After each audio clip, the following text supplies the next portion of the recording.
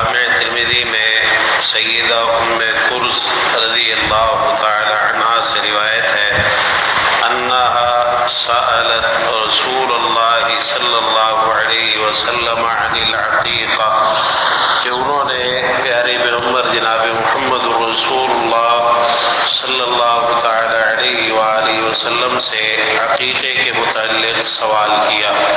فقال تو آپ نے ارشاد فرمایا عن الغلام شاتان وعن الانثى واحدہ، لڑکے کی طرف سے 2 بکریاں ہیں اور لڑکی کی طرف سے 1. لا یضرکم ذکرانا کن ام اناثا، اس بات کا تم پر کوئی گناہ نہیں کہ وہ نر ہو یا مادہ.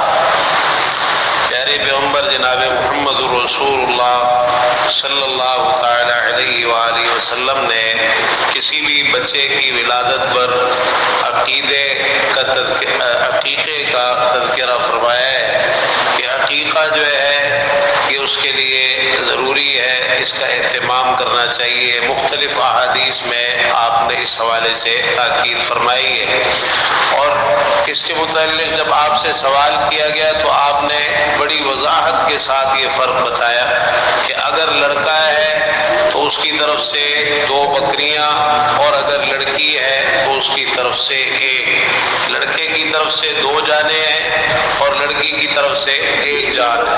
اور پھر آپ نے یہ بھی فرمایا کہ نر ہو یا مادہ یعنی بکری ہو یا بکرا، اس کا کوئی نقصان نہیں ہے، لیکن یہ ہے کہ اگر لڑکا ہے تو اس کی طرف سے 2 اور اگر لڑکی ہے تو اس کی طرف سے 1. تو یہ بڑی وضاحت اور صراحت کے ساتھ حدیث کے اندر عقیقے کے تعلق سے یہ مسئلہ بیان ہوا ہے. ہمارے ہاں معاشرے کے اندر 1-2 لوگ اس عقیقے کے معاملے میں بہت زیادہ سستی کا شکار ہوتے ہیں اور اس کی طرف توجہ نہیں کرتے. اگر واقعی کوئی آدمی تنگ دست ہے اور اس کے حالات اس کو اجازت نہیں دیتے تو یہ ایک الگ مسئلہ ہے. پھر جب اس کو موقع میسر آ جائے، سنت تو 7ویں دن ہے، لیکن اگر نہ کر سکے اور حالات اجازت نہیں دے رہے، استطاعت نہیں ہے، تو پھر بعد میں جب اللہ تعالیٰ توفیق دے دے اسے کر گزرے. لیکن وہ بچہ پیدا ہونے والا گروی ہوتا ہے اپنے عقیقے کے بدلے میں. جب تک اس کا عقیقہ نہیں کیا جاتا اس وقت تک وہ گروی ہی رہتا ہے. تو کئی لوگ اس میں کوتاہی اور سستی کر جاتے ہیں اور کئی لوگ اس میں اپنے لیے گنجائشیں اور رستے نکالنے کی کوشش کرتے ہیں.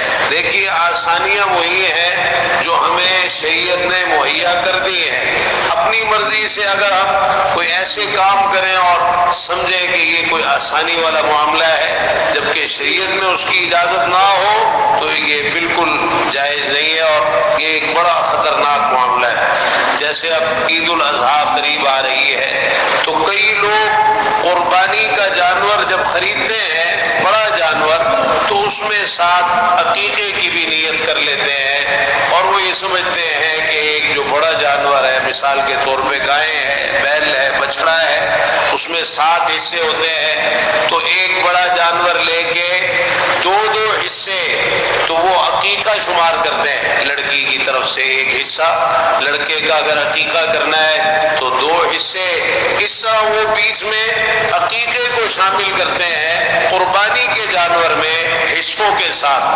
اگر کوئی عید الاضحیٰ کے موقع پر عقیقہ کرنا چاہے تو اس کی ممانعت نہیں ہے، کر سکتا ہے وہ، لیکن مسئلہ یہ ہے کہ قربانی کے جانور میں اس طرح حصوں کے طور پر عقیقہ شامل کرنا آیا اس کی اجازت ہے یا نہیں؟ عزیز بھائیوں، کسی بھی حدیث کے اندر اس کی اجازت بیان نہیں ہوئی ہے.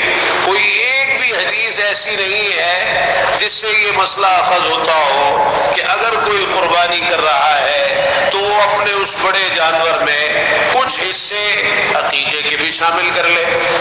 یہ غلطی لگی بعض لوگوں کو اس وجہ سے کہ قربانی کے اندر جو حصہ ڈالا جاتا ہے جانور میں، وہ حصہ جو حصہ ڈالنے والا ہے اس کی طرف سے اور اس کے اہل خانہ کی طرف سے وہ پوری قربانی ہی شمار ہوتی ہے۔ تو یہ سمجھا گیا کہ جب پوری قربانی شمار ہوتی ہے لہذا عقیقہ بھی اگر لڑکے کی طرف سے ہے تو وہ ایک حصہ پوری قربانی ہے اور وہ پورے جانور کے قائم مقام ہے، اور اگر جو ہے وہ لڑکا ہے تو دو حصے ہو گئے، دو جانوروں کے قائم مقام، دو قربانیاں، اور لڑکی کی طرف سے ایک حصہ، ایک قربانی، ایک جانور کے قائم مقام۔ تو یہ جتنے عبادات کے مسئلے ہیں نا یہ سب دلیل کے ساتھ ہیں۔ اگرچہ بعض فقہا نے اس مسئلے میں اجتہاد کیا ہے لیکن ان کے پاس کوئی دلیل نہیں ہے اس تعلق سے۔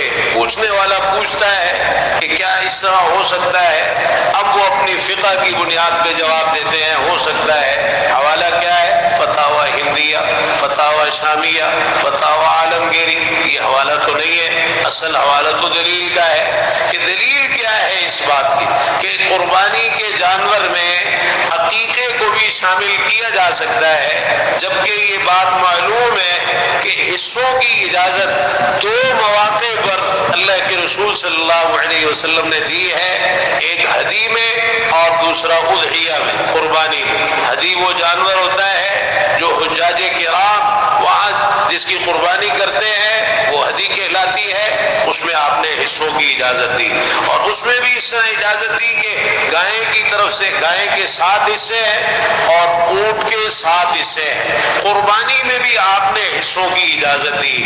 اس میں تھوڑا سا فرق آ گیا حصوں کا قربانی اور ہدی کا کہ ہدی میں گائے اور اونٹ دونوں میں 7 ہیں، لیکن قربانی میں گائے میں 7 اور اونٹ میں 10 تک اجازت، 10 حصوں تک آپ نے قربانی میں اضحیہ میں اجازت دی ہے کہ افراد شریک ہو سکتے ہیں۔ تو یہ اجازت جس حد تک ہے اسے اسی حد تک رکھنا چاہیے، اپنی طرف سے جو ہے وہ گنجائشیں نکالنا اور پھر یہ سمجھنا اب اگر الگ جانور لیتے ہیں تو یہ اللہ کے رستے میں خرچ کرنا ہے نا، اللہ کے حکم پر عمل کرتے ہوئے خرچ کرنا ہے۔ تو لڑکا جو ہوتا ہے اس کی طرف سے وہ چونکہ ایک جان ہے تو اب اس کی طرف سے جو 2 بکریاں ہیں وہ 2 جانیں مطلوب ہیں، اور سنت یہی ہے کہ بکرا یا بکری ہی ہو۔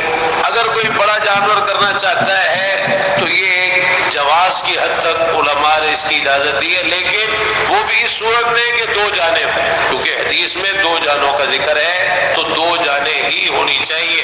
لہذا اگر کوئی یہ سمجھتا ہے کہ میں نے گائے میں عقیقہ کرنا ہے 2 گائیں کرے لڑکے کی طرف سے اور لڑکی کی طرف سے 1 کرے، اونٹ میں کرنا چاہتا ہے تو پورے 2 اونٹ کرے لڑکے کی طرف، اگرچہ یہ مسنون نہیں ہے، مسنون وہی بکرا یا بکری ہے۔ آپ نے ایک ایسا عمل بتایا جس کو ہر کوئی بآسانی کر سکتا ہے۔ اور پھر عقیقے اور قربانی کا فرق یہ ہے کہ عقیقے میں عقیقے کے جانور میں وہ شرطیں نہیں ہیں جو قربانی کے جانور، قربانی کے جانور کی جو شرطیں ہیں وہ عقیقے کے جانور کے لیے ضروری نہیں ہے، اگر کوئی ان کا اہتمام کر لے تو افضل ہے، ورنہ ضروری قربانی میں تو ضروری ہے نا دوندا ہونا چاہیے، عقیقے میں ضروری نہیں ہے، دوندا نہ بھی ہو تو پھر بھی ٹھیک ہے۔ تو یہ ساری وہ چیزیں ہیں جن کا خیال رکھنا چاہیے۔ تو چونکہ اب عید قریب آ رہی ہے تو کئی لوگ آپ کو نظر آئیں گے، اگر آپ اس تعلق سے لوگوں کی تھوڑی سی رہنمائی کریں تو آپ کو پتہ چلے گا کہ معاشرے میں کئی لوگ ایسے ہیں جو بڑا جانور لیتے ہی اس لیے کہ انہوں نے اس میں کئی عقیقے شامل کرنے ہوتے ہیں۔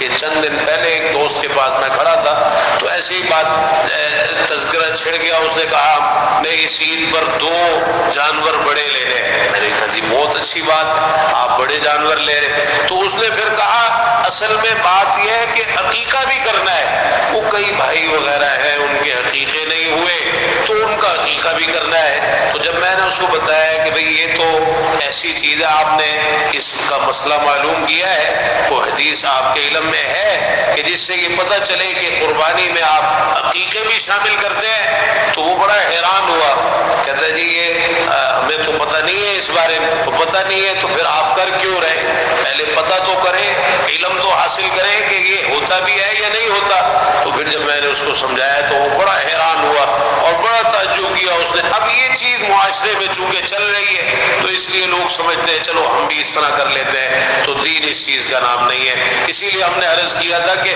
ہر مسئلے میں علم حاصل کریں آپ، اور براہ راست قرآن اور حدیث کا علم حاصل کریں اور ہر مسئلہ وہاں سے اخذ کریں۔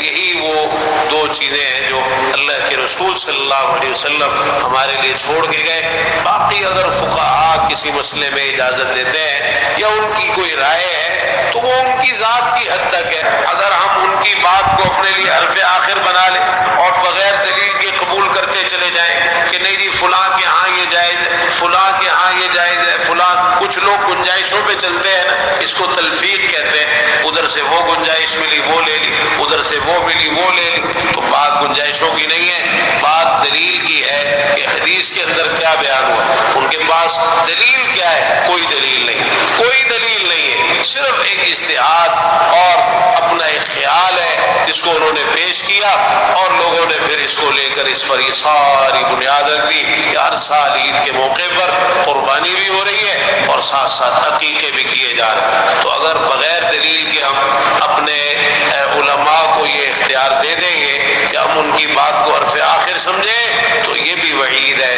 اتخذوا احبارهم ورهبانهم اربابا من دون الله ام لهم شركاء شرعوا لهم من الدين ما لم يأذن به الله۔ دین وہی ہے جو اللہ اور اس کے رسول صلی اللہ علیہ وسلم نے بیان فرمائے۔ اگر یہ اجازت دے دی جائے تو اس طرح تو پھر بہت سارے سلسلے شروع ہو جائیں گے، لہذا یہ اجازت دی ہی نہیں گئی کہ جو کچھ قرآن اور حدیث سے ملتا ہے بس اسی پر اتفاق کرنا ہے۔ کسی کی رائے، کسی کا خیال، کسی کا اجتہاد وہ دین نہیں بن سکتا، اور نہ وہ لوگوں کے لیے قابل عمل ہے جب تک اس پر دلیل نہ ہو۔ اللہ تعالیٰ توفیق عطا فرمائے کہ ہمارے عقیدے، عبادات، معاملات، شکل و صورت، لباس، کاروبار، تجارت، چلنا پھرنا، اٹھنا بیٹھنا، سونا جاگنا، اخلاق، گفتار، کردار، خوشی اور غمی کے تمام امور سب کچھ پیارے پیغمبر جناب محمد رسول اللہ صلی اللہ تعالی علیہ وآلہ وسلم کے طریقے کے مطابق ہونا چاہیے۔ ربنا تقبل منا انك انت السميع العليم وتب علينا انك انت التواب الرحيم وصل اللهم تعالى على نبينا محمد وعلى اله وصحبه اجمعين سبحانك اللهم وبحمدك اشهد ان لا اله الا انت استغفرك واتوب اليك والسلام عليكم ورحمة الله وبركاته۔